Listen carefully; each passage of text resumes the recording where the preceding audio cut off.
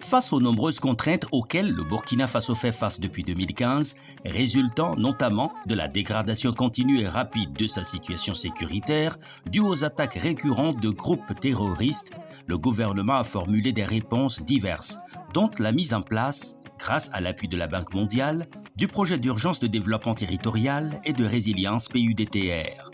Ce projet vise à améliorer l'accès inclusif des communautés, y compris les personnes déplacées, aux services sociaux essentiels et aux infrastructures. Il faut dire que pour la mise en œuvre des actions, ça se fait à travers un système de planification à la base. Les communes planifient donc des investissements et ces investissements-là sont d'abord validés, n'est-ce pas, au niveau provincial, ensuite au niveau régional, et avant maintenant que ces investissements ne soient soumis, n'est-ce pas, au projet et à la Banque mondiale, donc pour avoir l'avis de non-objection. Il repose sur une démarche holistique pour lever les obstacles au développement local. Le PUDTR couvre 28 communes dans sa zone d'intervention à travers les 5 composantes suivantes. Composante 1, l'amélioration de l'accès aux services sociaux de base. Composante 2, l'amélioration de la connectivité physique et virtuelle et la résilience urbaine. Composante 3, l'autonomisation et la relance économique communautaire. Composante 4, l'engagement citoyen et la gestion du projet. Composante 5, le mécanisme d'intervention d'urgence. La commune de Fadangourma est l'une des bénéficiaires de cette approche qui intègre à la fois les interventions dans les domaines des infrastructures, la fourniture d'équipements, le renforcement des capacités de différents acteurs, dont les enseignants. Nous apprécions à sa juste valeur ce grand projet-là et nous sommes fiers d'être bénéficiaires de ces travaux qui se mènent dans la ville, notamment les travaux des ouvrages d'assainissement, les travaux de la construction, la salle d'hospitalisation et puis le poste d'eau autonome. Et également l'acquisition d'équipements au profit donc de certains CSPS, voilà, et aussi au profit des acteurs de l'éducation. Voilà, vous savez que nous sommes dans une situation où l'éducation est en souffrance du fait donc de l'insécurité. Pour ce qui concerne les services sociaux de base, l'éducation, la santé, l'eau potable, ce sont les populations bénéficiaires qui ont vu leurs conditions de vie améliorées. Le PUDTR nous a soutenus avec des tables-bancs, et des bureaux, et des chaises, et du matériel didactique tel que les manuels scolaires, les cahiers.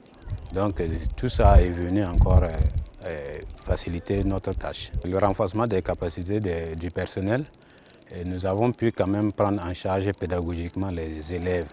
Je m'appelle Yamiro Ernestine, je viens du village de Tawalbougou.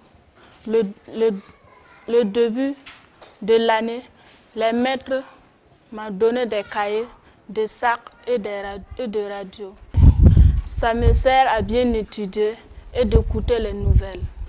Pour ce qui concerne le volet santé, ce sont ces femmes qui, à travers les kits de dignité, expriment leur satisfaction.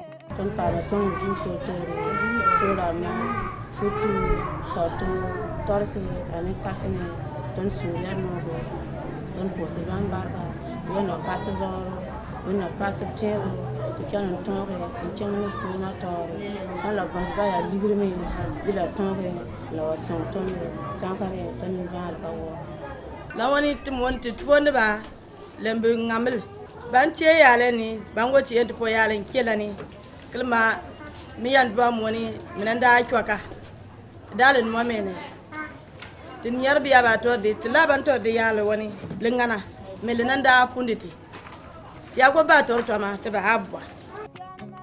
Au secteur 1 de Fadangourma, le centre médical urbain a bénéficié de la construction de 2 salles d'hospitalisation, de 2 latrines, douches et un poste d'eau autonome. Pour ce qui concerne le domaine du renforcement de la connectivité et de la résilience, la réalisation de nombreux canaux permettra de régler les problèmes d'inondation et améliorer la qualité des voies.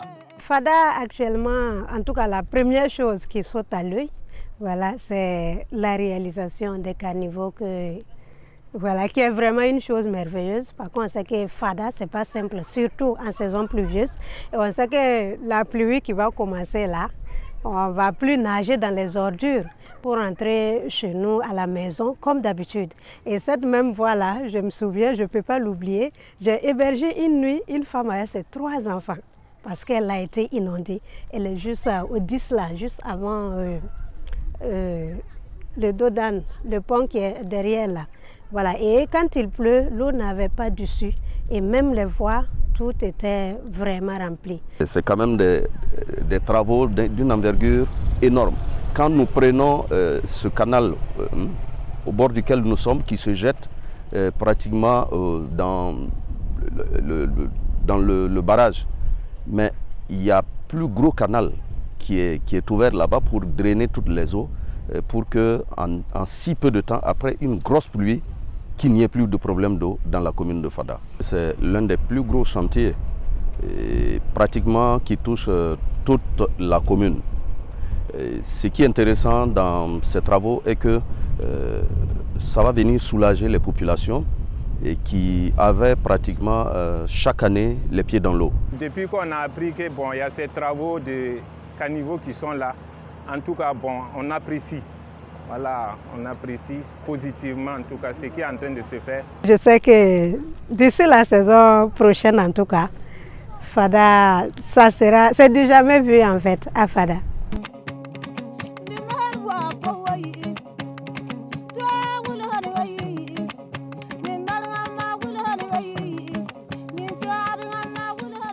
Dans le cadre de la relance économique, des initiatives et actions sont également en cours, dont la construction du marché du secteur 7 et de la salle polyvalente. Fondamentalement, ce qui change dans la vie des populations et nous, et moi-même PDS en tant que bénéficiaire, c'est que cette commune a véritablement changé de visage. Non seulement quand vous regardez en termes d'urbanisation, ça va, également en termes des eaux, voilà, que nous arrivons donc désormais à drainer, voilà, qui ne provoque plus d'inondation. Donc c'est véritablement cela, et dire que fondamentalement c'est l'hygiène et la santé des populations qui seront donc améliorées à la fin donc, de ces travaux.